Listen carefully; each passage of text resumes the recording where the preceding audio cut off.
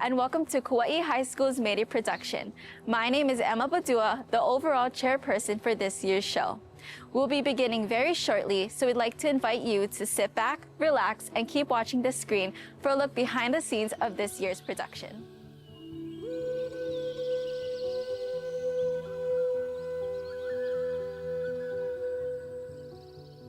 Aloha mai kākou, my name is Kekoa Tango, and this year's theme for our May Day is He Hulu Aliʻi, a tale of Lāʻieikawai. And we will be sharing the story of Princess Lāʻieikawai to honor our native Hawaiian birds. We want to shed light on the ongoing issue of the population decline for our native Hawaiian birds due to avian malaria, which the mosquitoes carry and infect our native Hawaiian birds. And we also want to share the mo'olelo, the story that was first printed in 1862 by S.N. Haleʻole in the old Hawaiian language newspapers, and it was entitled Kanupepa Kuʻokoʻa. My name is Taylor Akemi Meleana Hiranaka, and I am playing the role of Princess Lāʻieikawai. Carrying the role of Lāʻieikawai is an honor that allows me to serve my community while celebrating the strength and beauty of our culture. The tale follows the twin sisters, Lāʻieikawai and Lāʻielohelohe, and they were separated at birth and raised in secrecy to escape their father's vow of executing them because they were not a firstborn son. After hearing of Lāʻieikawai's beauty, Chief Aiwahikupua from Wailua had a desire to find her and to woo her, and so he set out to find her in the uplands of Paliʻuli. Aloha mai kākou, my name is Ben. The role I play in Mayday is Chief Aiwahikupua. For me, the role of Mayday King is to take part and control over your surroundings, having to step up and be a leader for a younger generation.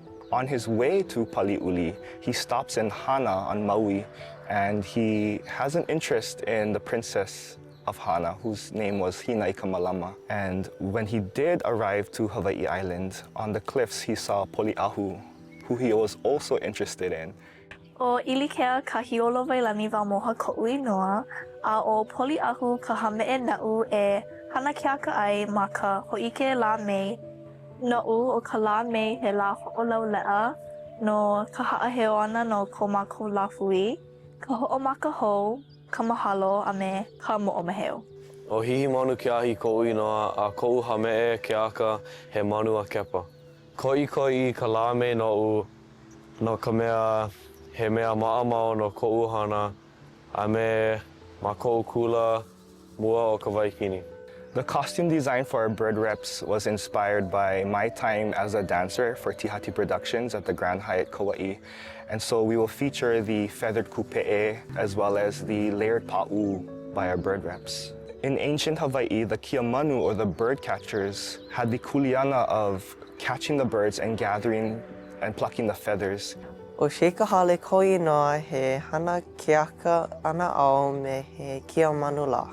Wa a'o mai au ma ke ia hōʻike ana mo'omeheo Hawaii a me nā hana au nā kupuna. So our boys who are portraying the bird catchers learn to make their own tea leaf capes. And this is a skill that I learned at Kamehameha schools as a student. My hula brother Lo'ikena, he had the opportunity to learn how to make an ahu'ula from Kumu Rick San Nicolas on Oahu. And so while I was helping him, I had mentioned the idea that I wanted to share the mo'olelo of Lāʻieikawai, and he told me, why don't we make one for your May Day? And I was like, no, that's crazy because of the hard work and the time that it takes to make the ahu'ula. but I agreed, and with Kumu Rick's blessing, as well as his approval of my design for the cape, I was able to pass on that ike to my students. It has been such a special experience, especially for Ben, because he will be wearing the cape. What May Day means to me is respecting Hawaiian culture through dance and expressing emotions that represent our kupuna. Back in 2013, I enrolled in a fiber arts class under Kumu Luffy at UH Manoa, and so I sought Uncle Solomon Apio, who was sharing at the Bishop Museum, and he taught me at his house in Eva, and I was able to learn how to weave the mahiole.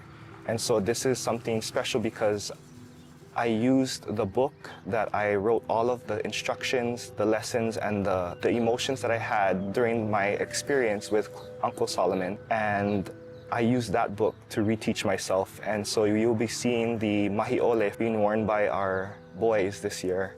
Over spring break, we had Kumu Ahunui from Waimea come to teach our girls how to make their own uli uli. And it's very interesting because I believe in the power of pule. And I was praying to my kupuna to guide me to a resource for the la'amia and the aliʻipoi, which are needed to make the uli uli. And then one day, Mrs. Taba approached me with a container filled with aliʻipoi seeds. And she said she had gathered them from her yard and she thought that I would have use for them. And I was just so grateful for that. A couple weeks later, I took my students in my Hawaiian language class on a spontaneous walk through campus just to gather tea leaves. And I turned to the right and I see the la'amia tree with fruit, and I was in shock because I've been here for 6 years at Kauaʻi High School and I had never noticed that tree there. And so it was definitely an affirmation from my kupuna to say that, hey, we are supporting you in this journey. We also had my cousin Keola Kayabyab, and he came and flew down with his dear friend Pola'a Yim from Hawaii Island, and they came to teach our girls how to carve the ohe, or to make the ohe kapala. Ohe kapala is a traditional Hawaiian art form where we carve designs into bamboo and use them to stamp repetitious patterns, often inspired by nature and the specific spaces they come from. For this project, each queen and their kokua were tasked to carve their own ohe. For Lāʻieikawai, we went with a climbing pattern inspired by Ieʻeie. For Poliahu, we used more geometric forms that reflect Mauna Kea. And then for Hina, another name for her is Lonomuku, which means broke lono. So I took one of my previous patterns based on the kinola of Lono and broke it apart, creating a variation that speaks to that name. Being a part of this production has allowed me to truly immerse myself in the legacy of Lāʻieikawai. It has taught me the power of storytelling and the importance of carrying our culture history with pride. The highlight for me was the collective effort behind our attire. Being involved in the making of our costumes allowed us to pour our own energy and intention into what we wear, making every piece of the performance feel more authentic and personal. The Haumāna would then use these ohe to stamp their own 5-yard pa'u. What really makes this piece is that act of repetition, laying down each stamp with intention and pouring everything they know about who they're representing into that pa'u. At the end of it all, what I really want for them is to feel proud of what they've created. And I would also like to attribute my sewing skills to my kumu, hula, Troy Allen Hinano Lazaro.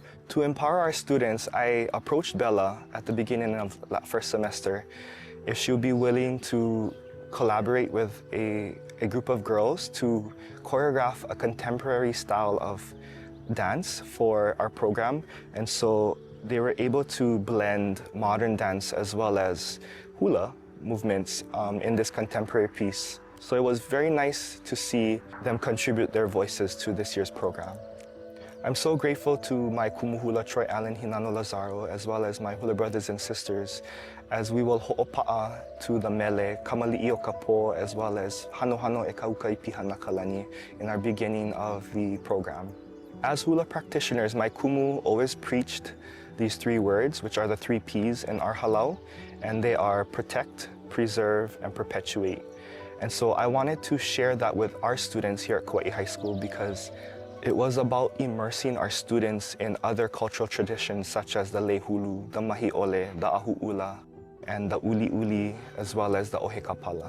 It's something that I felt was important for them to learn, and that maybe one day it would spark that interest in one of these students that they will continue and pursue more and just to gain the ʻike and the knowledge.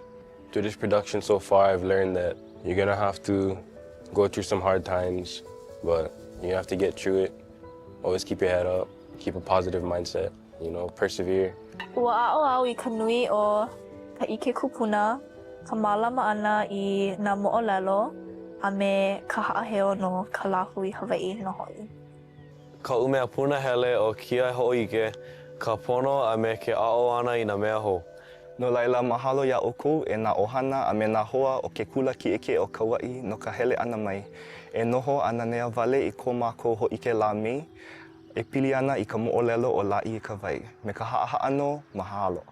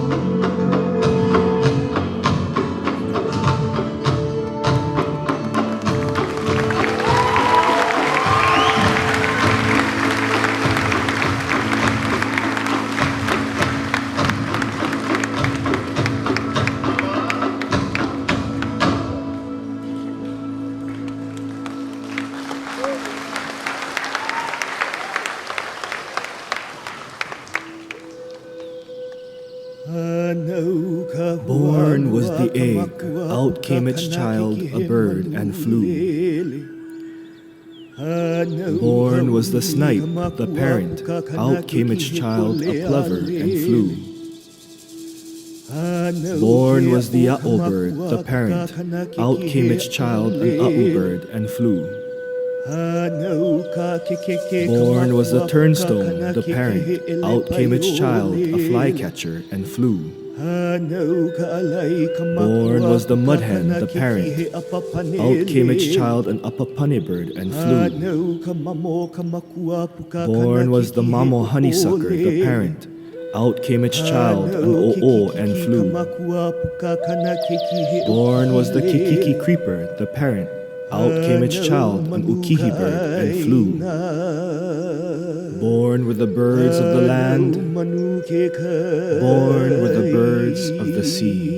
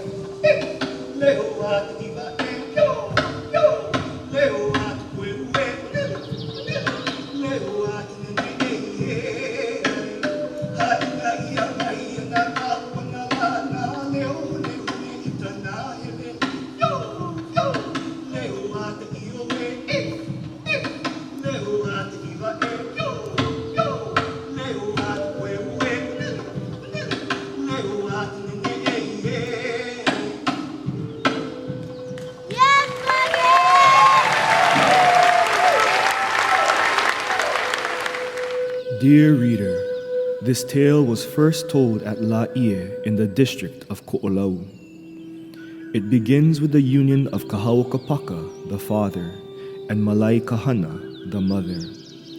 Kahauokapaka held great authority as high chief over two vast districts, Koʻolauloa and Koʻolaupoko on the island of Oahu.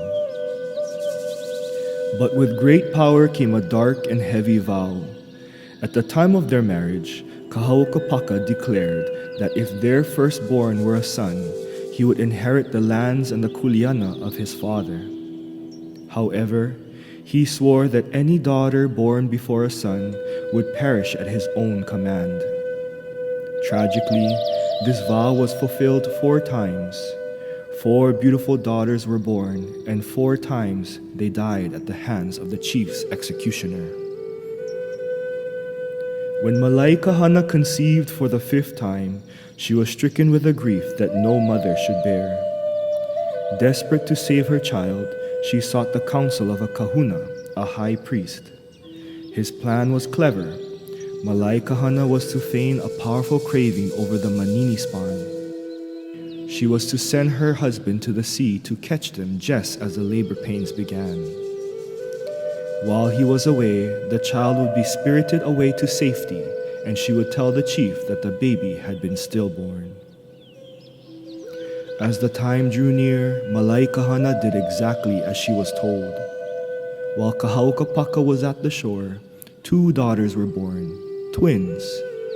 The first was named Lāʻieikawai, and she was immediately given to her grandmother, Waka. The second was named Lāʻielohelohe, who was entrusted to the priest Kapukaihawa. To keep them safe from their father's wrath, the girls were raised in total secrecy. Waka took Lāʻieikawai to the hidden waterhole of Waiapuka, a secret cave known to no one. Meanwhile, Lāʻielohelohe was taken to the uplands of Wahiawa, to the sacred site of Kukaniloko. Though they lived in hiding, their royal divinity could not be fully concealed. Above the cave at Waiapuka, a brilliant rainbow arch stood constantly in the sky. While the common people did not understand the nature of this rainbow, it was a ho'ailona, a divine sign that attended a chief of the highest rank. Across the sea on Kauaʻi, a prophet named Hulu Maniani stood upon the summit of Kalalea. He beheld the rainbow arching over Oahu and recognized it instantly as a sign of a great chief. Driven by a desire to find this person of honor, he set sail with a crew provided by Chief Poloʻula of Anahola. The prophet traveled to Waiʻanae and eventually to the hidden cave of Waiapuka. But Waka, sensing his arrival, used her powers to conceal her granddaughter. On the advice of the kahuna, Waka bore Lāʻieikawai away to the island of Hawaii, deep into the uplands of Paliuli. There, in the heart of the dense forest, she built a house thatched with the sacred yellow feathers of the o'o bird, hiding the princess within the mist and the fog. Dear reader, here we will leave the story of the prophet's search and the hidden princess. For now, Lāʻieikawai remains safe in the beauty of Paliuli.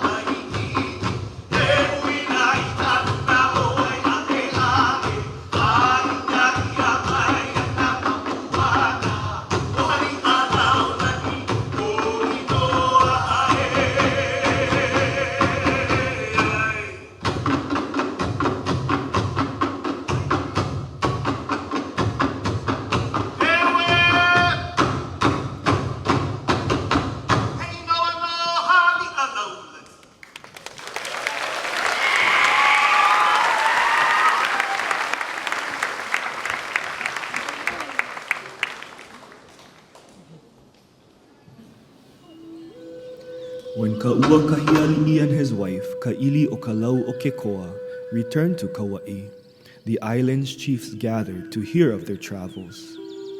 Among them was Chief Aiwohikupua. When asked about his journey, Kauaʻi Aliʻi made a stunning claim. Though he loved his wife, he had discovered a woman on Hawaii Island whose beauty surpassed every other soul in the archipelago. He described their meetings as a series of divine signals. At sunset, the note of the o'o bird rang out. At 9, the alala. At midnight, the elepaio. At dawn, the apapane. And at the first light of day, the iiwi polena. As the bird sang, a thick mist descended. When it cleared, there sat Princess Lāʻieikawai, resting magnificently upon the wings of birds. Marveling at this, Aiwohikupua became obsessed. He was convinced she was a goddess from the borders of Tahiti. To see her again, he summoned his counselor to drink ava, hoping to find her in his dreams. As the drink took hold, he saw a vision of himself and Lāʻieikawai as lovers. He raised his voice in a chant of longing, his heart filled with a desire for the woman of his dreams. Kauaʻi nai o une,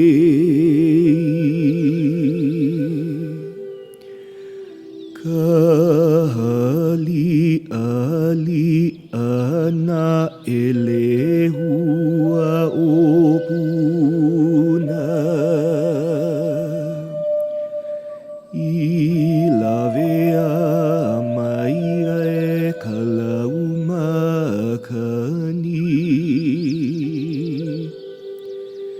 e ka he makani puʻule na o kalua. Ia mo e ole loko I ka minamina, I ka make ai.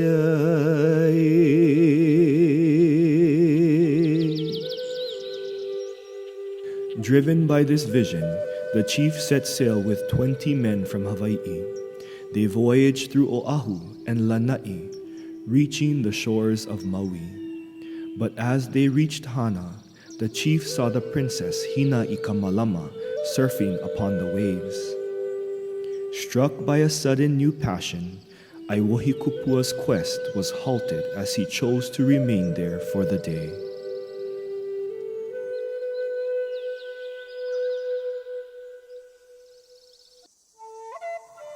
When the princess of Hana, Hina I Kamalama, rode her last wave into the shore, she jumped into the cool waters of Kumaka to bathe.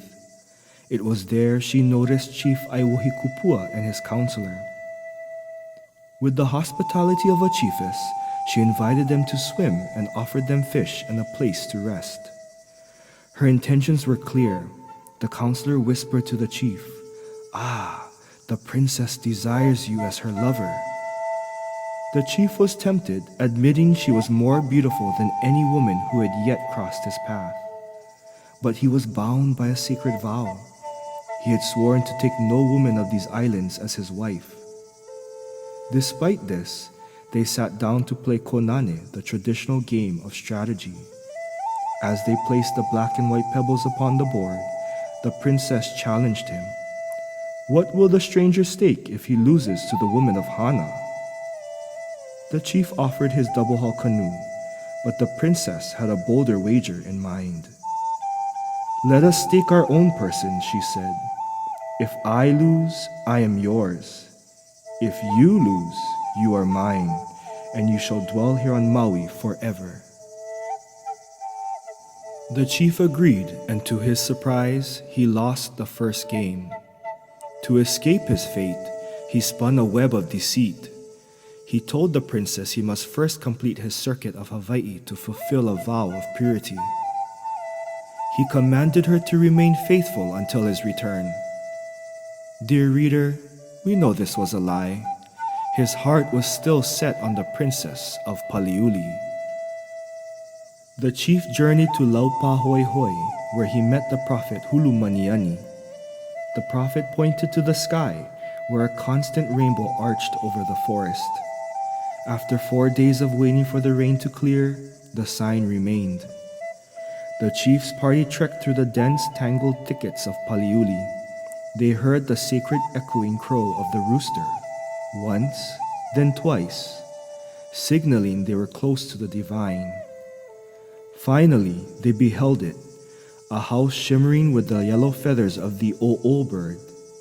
But standing before such majesty, the chief was overcome by a sudden biting sense of unworthiness. He felt he was no ordinary man and that this house was no ordinary home. Without a word, he turned his back and retreated, leaving the princess of Paliuli unseen. As the chief traveled toward the cliffs of Kealakaha, he saw a woman sitting upon the sea cliff, her presence as cool as the mountain air. This was Poliahu, the snow goddess of Mauna Kea. Enchanted, Aiwohikupua begged her to take him as her husband, but Poliahu, born with godlike powers, already knew his secrets. She asked him, "Are you not the chief who vowed to marry only a woman from the borders of Tahiti? Are you not betrothed to Hinaikamalama of Hana?" Abashed, the chief knelt and confessed. They exchanged sacred tokens. She gave him her mantle of snow, and he gave her his feather cloak, a pact to be fulfilled when he returned to Mauna Kea. The chief then sailed back to Hana, but only to deceive Hinaikamalama once more. He told her he must return to Kauaʻi to tend to family troubles, leaving her waiting on the shore while he carried the snow mantle of another woman in his arms.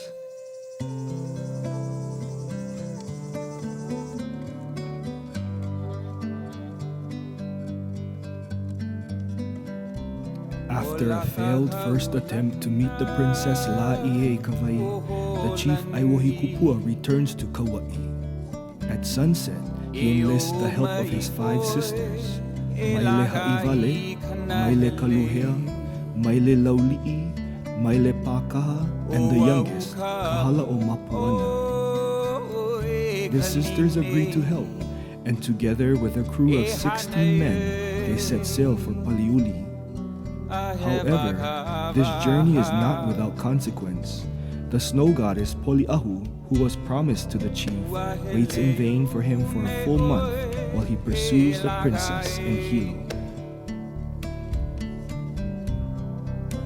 Upon reaching Paliuli, Aiwohikupua sends his sisters one by one to the house of Lāʻieikawai to use their divine sense to win her over. Maile Ha'ivale, the eldest, goes first. Her fragrance is so potent it wakes the princess and her attendant. Lāʻieikawai calls out to her grandmother, "E wakae," describing the scent as cool and chilly. Waka explains it is the sister of Aiwohikupua, but the princess firmly refuses him. Maile Kaluhea, Maile Lauli'i, and Maile Pakaha follow in succession. Each sister releases her unique, sweet fragrance into the home, and each time, Lāʻieikawai rejects the chief's suit.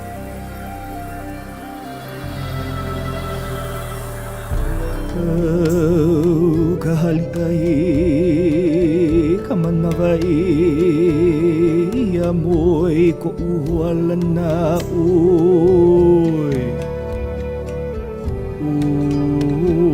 Oe o halaulani o akalei mehe manue kaninei ke kuai. Ke kualono.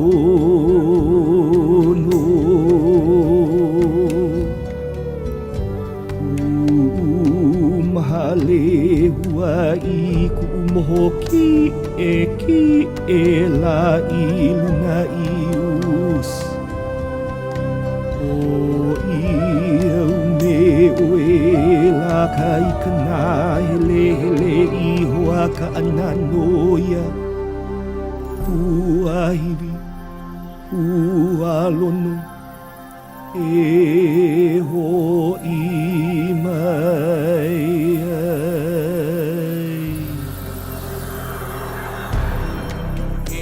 Furious and deeply ashamed by these repeated rejections, Aiwohikupua loses his temper. Instead of showing compassion, he blames his sisters for the failure. He declares them worthless and banishes them to the forests of Paliuli, commanding them to stay there forever. As the sisters weep in despair, the chief prepares to sail back to Kauaʻi. He attempts to take the youngest, Kahalaʻomapuana, back with him, but she bravely refuses. She chooses to stay in the forest with her sisters, offering one final hope that she might succeed where the others could not.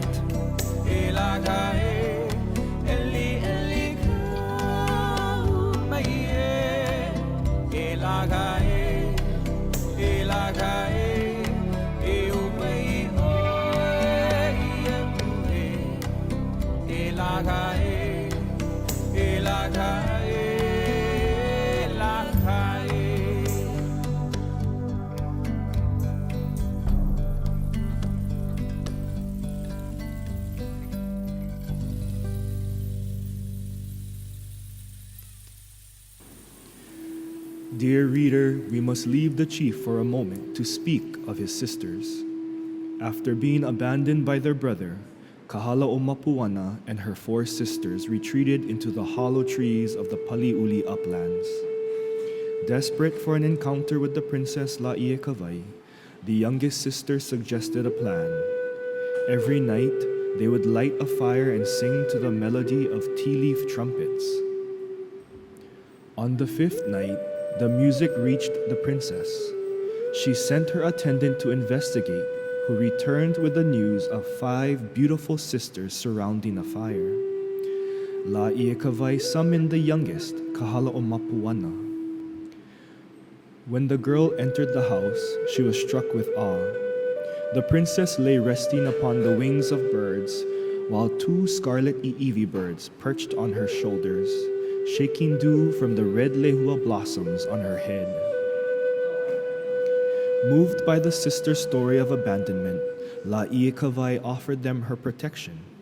She made them the formal guardians of Paliuli, granting them the power to bar any enemy from her presence. Now, we return to Kauaʻi. A few days after his homecoming, Aiwohikupua hosted a great celebration. Under the influence of Ava, he admitted his failure to the other chiefs. He challenged Hauʻaiʻiliʻiki, a chief famous for his incredible good looks and surfing skills, to try his luck at wooing the stubborn princess. Hauʻaiʻiliʻiki set out for Paliuli with his surfboard of wiliwili wood. He rode the waves with such grace that Lāʻieikawai herself beckoned him to the shore and placed a lehua wreath around his neck. Believing he had won her heart, Hauʻaiʻiliʻiki trekked to her house. He used his persuasive words to pass the first 4 Maile sisters. But when he reached the princess, he was met by the youngest, Kahalaʻomapuana. Now a fierce guardian, she awoke and angrily commanded him to leave, for he had no business with her mistress. Defeated, Hauʻaiʻiliʻiki returned to Kauaʻi. As he entered the Wailua River, he called out to Aiwohikupua that the bet was lost. But when the chief heard that his own sisters were now the guardians of Lāʻieikawai, his hope was rekindled. He began to plan yet another journey to Hawaii, desperate to claim the woman of his dreams.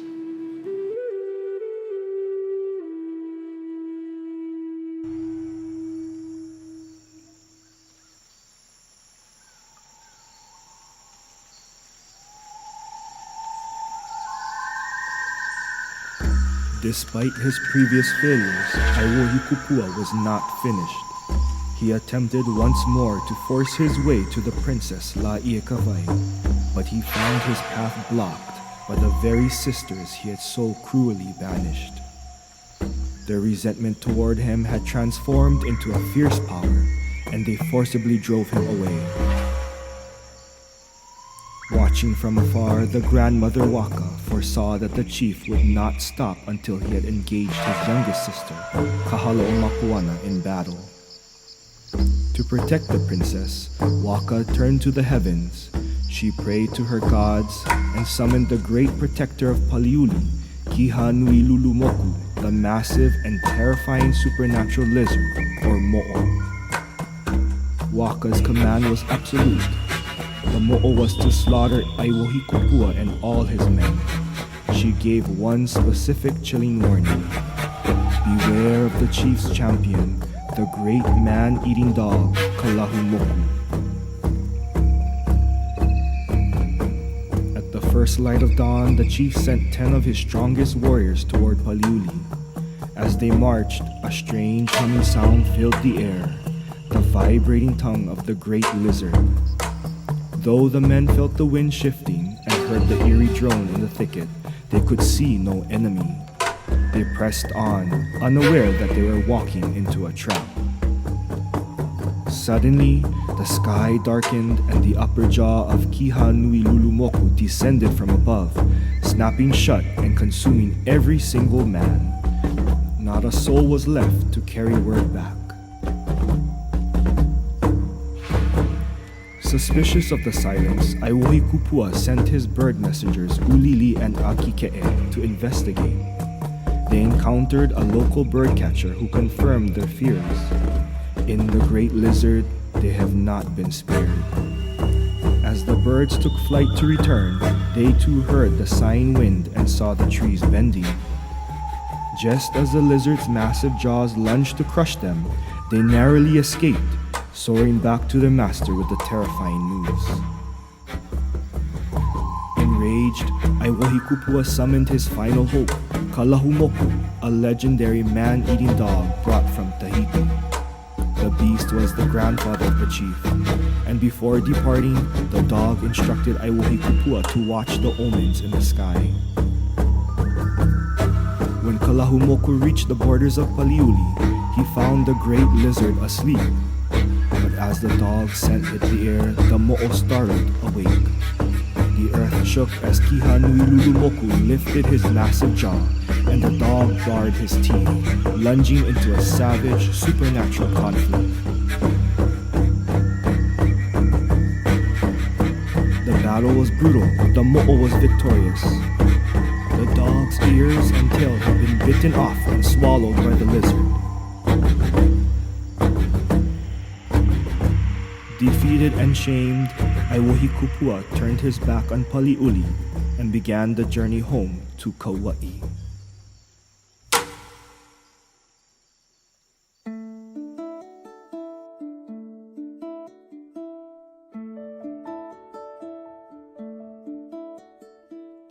The time for the promised union had finally arrived. Aiwohikupua sent for the ulili bird to fly to the frozen peaks and relay his message of readiness to Poliahu. It was decreed that on the 17th day, a sacred sign would appear. A thick blanket of snow would descend to cover the summits of Mauna Kea, Mauna Loa, and Hualalai. The chief prepared himself with the dignity of his rank. He donned the snow mantle Poliahu had given him at their first meeting and placed upon his head a helmet of woven ie vine, beautifully wrought with the brilliant red feathers of the iiwi bird. As the chief's canoes approached Waiʻulaʻula, the air resonated with the music of dancers. Poliahu and her sisters rejoiced to see the unrivaled splendor of the chief. She was delighted by the music and the sight of her betrothed, praising his beauty and his magnificent appearance. When they finally met face to face, they each revealed the robes they had exchanged as tokens of their vow. The chiefs were united then, becoming one in flesh, and they returned to the cool, peaceful uplands of Honopuʻai on the island of Kauaʻi. However, shadows of the past soon followed. The chief's messengers, the birds Ulili and Akike'e, traveled to Maui to inform Princess Hinaʻikamalama of the union. Heartbroken, The princess sought permission from her parents to visit Kauaʻi, a request they granted. She arrived during a night of grand celebration at Mana. The chiefs had gathered for the sport of Hauaʻiliki and Makaweli, and the night was filled with the game of kilu and the rhythmic Kāʻike dance. In the middle of the night, Hina Ikamalama stepped into the center of the gathering. All marveled at the beauty of this strange girl. Addressing the master of ceremonies, she laid bare the chief's character. She told of their meeting in Hana, the surfing, the game of Konani, and the wager he had lost. She looked at him and said, "I came here to see how he had lied to me." The men of the gathering were roused to anger and blamed Aiwohikupua for his dishonor. Hearing this, Poliahu was filled with a cold, silent fury, and she retreated immediately to the peaks of Mauna Kea.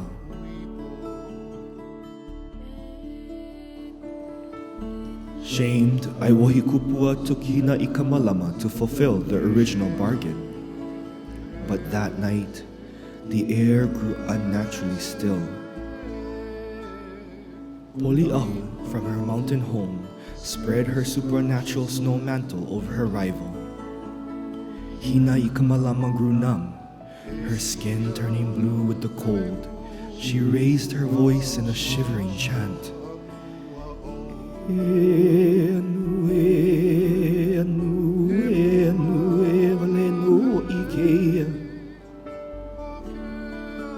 She cried out to the chief, "Where are you? Embrace me close to make me warm." But as he obeyed, the cold only grew more intense, piercing through their bones. She raised a second chant.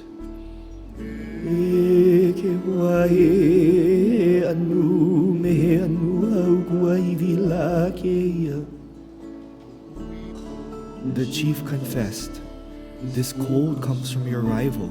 She is angry." But the punishment was not over. Poliahu then took her sun mantle and sent a blistering heat toward the pair. Hina Ikamalama, now burning, chanted her final plea.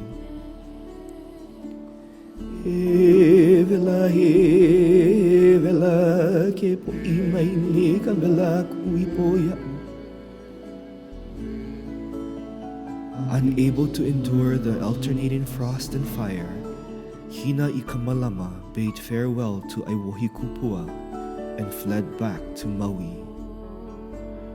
Poliahu, too, departed in resentment, returning to her snowy summit. She remained there overwhelmed with sorrow, with only the faint distant hope that the chief might one day truly find his way back to her.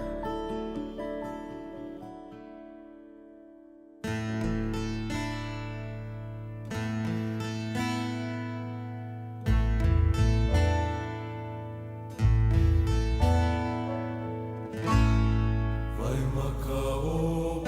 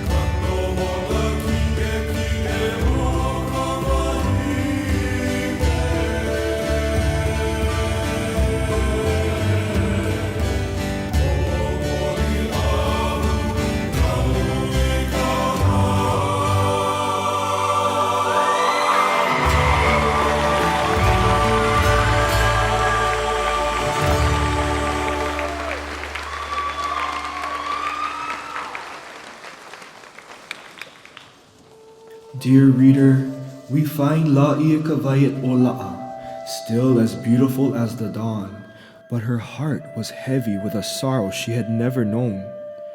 Because she had been deceived by the charms of Chief Halaniani and had ignored the wise counsel of her grandmother Waka, her supernatural powers were stripped away. No longer could she rest upon the wings of birds. She walked upon the earth as a mortal woman, shadowed by shame. Seeing her in this state, the Maile sisters gathered to comfort her. They spoke as one, saying, "O princess, you do not bear this burden alone. We share your troubles." They proposed a divine solution. They would send the youngest among them, Kahala'omapuana, to fetch their brother, Ka'onohiokala, to be her husband.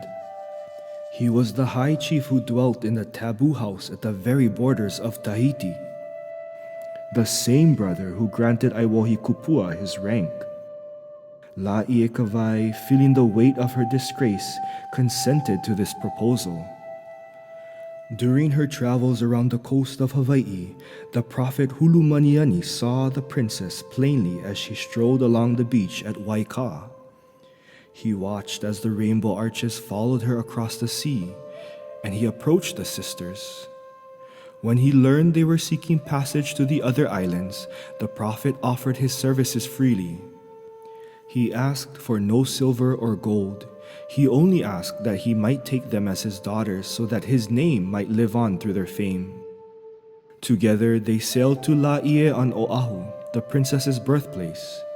It was here, standing on the sands of her home, that she revealed the truth to her new foster father. She and her sisters were twins, separated at birth to escape their father's cruel vow, and hidden away by Waka. When they reached the river at Wailua on Kauaʻi, the prophet presented Lāʻieikawai to Aiwohi Kupua one last time. As their canoe floated on the water, the wind began to howl, the sun turned dark, and the ocean reddened with a strange divine light. When the chief looked upon Lāʻieikawai standing tall under the symbols of a taboo chief, his heart trembled with such terror that he fell to the ground. The prophet looked down at him and declared, "She shall never be your wife. She is chief over all these islands." To bring the Sun Chief to earth, Kahala'omapuana began a miraculous ascent. She traveled through the heavens with the help of an ancestral spider who spun a silver web that reached into the clouds. Upon reaching the upper realms, she found her father, Moana Liha I Kawaukele, deep in sleep. Following the instructions, she sat upon his chest and tugged at his beard, chanting his name until he awoke. He directed her to her mother, Laukieleula, who summoned a great bird guardian. Kahala'omapuana climbed upon its wings and was carried to Awakea, the noonday, where the door of the sun stands open. There stood Ka'onohiokala. His eyes flashed like lightning and his skin glowed with the heat of a furnace. When he heard how his sisters had been abandoned by Aiwohi Kupua, his anger burned. He agreed to marry the princess and told Kahala'omapuana to watch for the signs of his coming: thunder that shakes the earth and a month of storms. 10 days later, the morning sun rose with such brilliance. There sat Ka'onohiokala, encircled by rainbows and a deep red mist. Below him, Lāʻieikawai stood clothed in a shimmering rainbow garment brought by his sister. They were married in the sight of the gods and prepared to depart for the heavenly country. A golden rainbow pathway was let down from the heavens of Nu'umealani, and the two great chiefs mounted upon it. Lāʻieikawai looked down at her sisters one last time, commanding them to live in peace and promising that her husband would return to tend to their needs. From that moment on, her name was no longer Lāʻieikawai. She became Kawahine o Kali'ula, the woman of the twilight. By this name, all kin would bow down to her, for she had become a god. Dear reader, she lives there still, and to this day, she is worshipped as the divine light that lingers between the day and the night. A'ole I pau.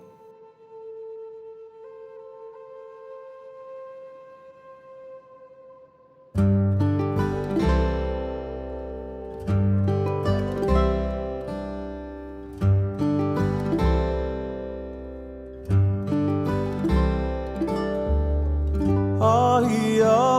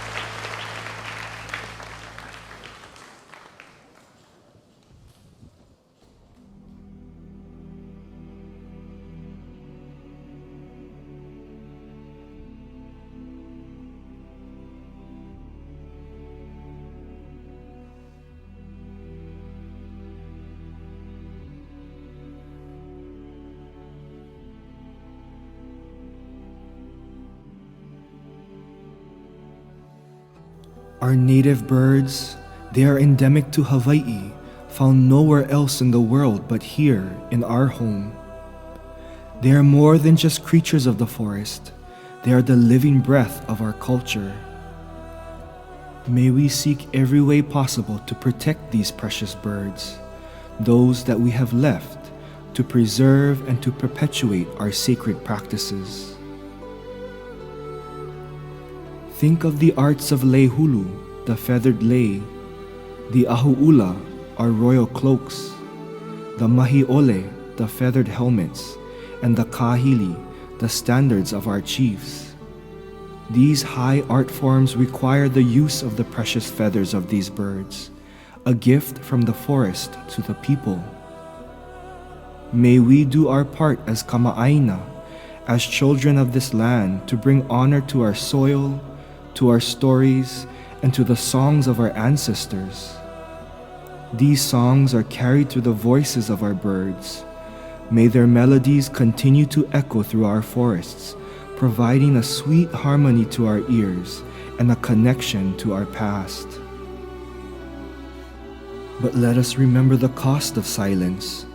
Think of the last male Kauaʻi o'o, who in the year 1987 called out into the forest for a mate.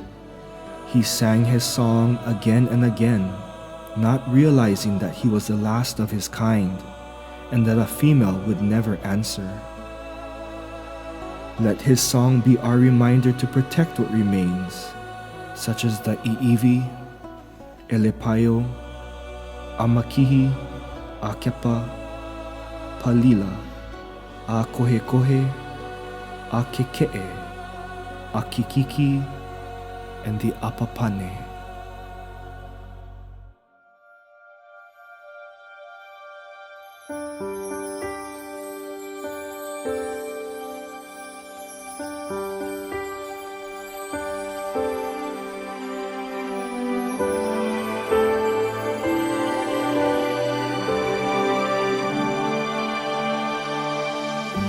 There's a place where I call home, where island breezes come and go. Hear the surf whispering, soon I'll be back one day. Stars at night shine so bright, another day is on the rise. See the waves in the ocean as the sunset glows.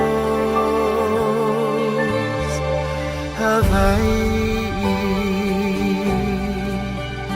ku'one hanawe, where rainbows live forever, where waterfalls run free. Hawaii, where all my dreams can be. Okeia kuhome, naila nai, kekai, oh Hawaii.